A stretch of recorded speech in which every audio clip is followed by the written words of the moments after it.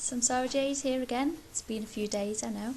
First things first, I have finally finished papering the walls in my room. I'm just going to give you a quick look round, just because, don't look too closely because it's not perfect, just because it's actually finished and I can't believe it.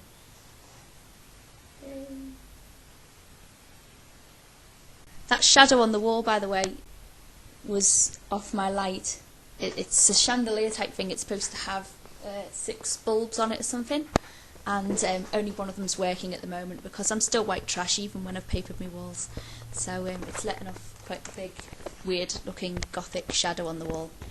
Okay, so that's what's going on with me. I was going to have a friend round tonight, but he cancelled, so he's not coming round. But this new friendship I've got, it's made me think about things like relationship, and made me think about intimacy and why it is that, you know, I get into relationships, or why it is that I click with some people and not others. Basically, the way I see it, there are lots of different kinds of intimacy. There's like the physical intimacy, which I think is quite obvious what that means, and that's great. You know, there's nothing like being able to get close to another human being and experience them through smell and touch and taste. But you've got to be able to completely throw yourself into the experience. If you are worrying about anything or holding yourself back at all, it's never going to be the best. And I'm a person who kind of worries about just about everything. I worry if what I decide to do is what other people want to do as well, if I'm in a group. I worry about what I look like to other people, you know, what opinion they have when they look at me. I worry about the things I say all the time. I worry about saying the wrong thing, doing the wrong thing at the wrong time, making a bad impression.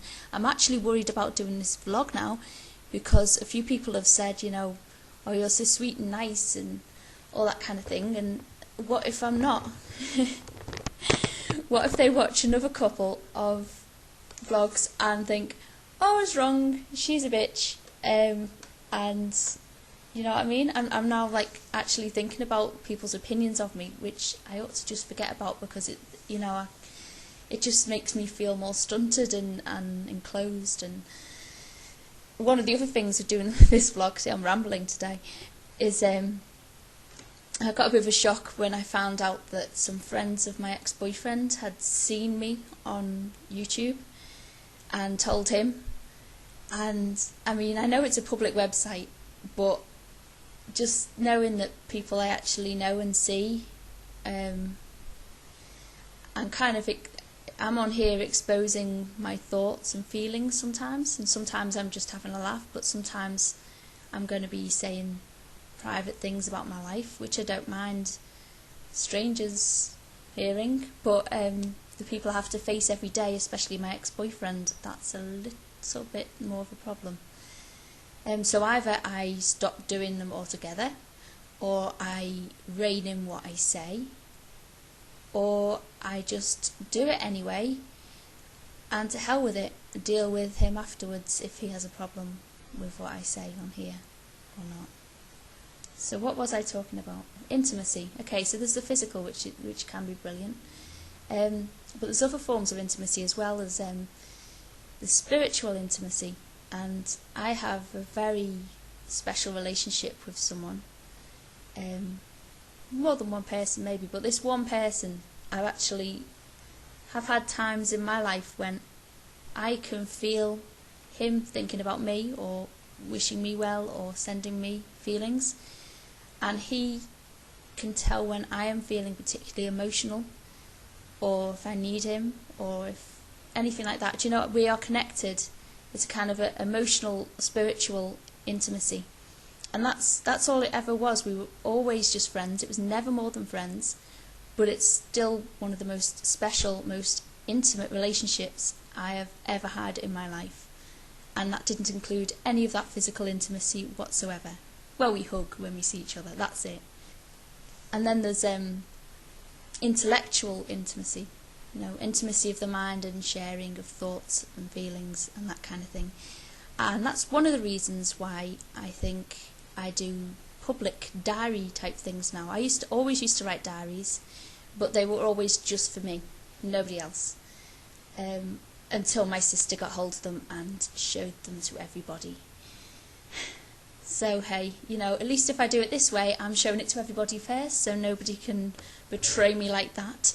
Jenny, I've come on this site and other blogs I've done on the internet because I get stuck in a lot. I don't get out much, but having a computer is giving me a gateway to speaking to and sharing thoughts with and sharing feelings with other people.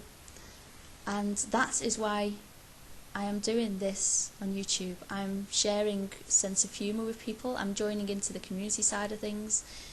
I want to respond to other people. I want to hear what other people have to say. And it is nice that some people want to hear what I have to say as well. And I'm going to try not to worry about what they think of me when I do say what I say. Whatever idea they have in their heads of who I am, I'm going to try not to play up to that, because then I wouldn't be me and things become more and more complicated, like my daily life becomes more and more complicated. My life is very, very complicated. Every relationship I've had and been in love, I always still love them in some way. But I have never successfully held down a relationship for a long time. I have 3 children to 3 different people. It wasn't planned that way. Life just doesn't seem to work out the way you plan it. The ideal partner would be someone that you could have that physical, emotional and spiritual closeness with.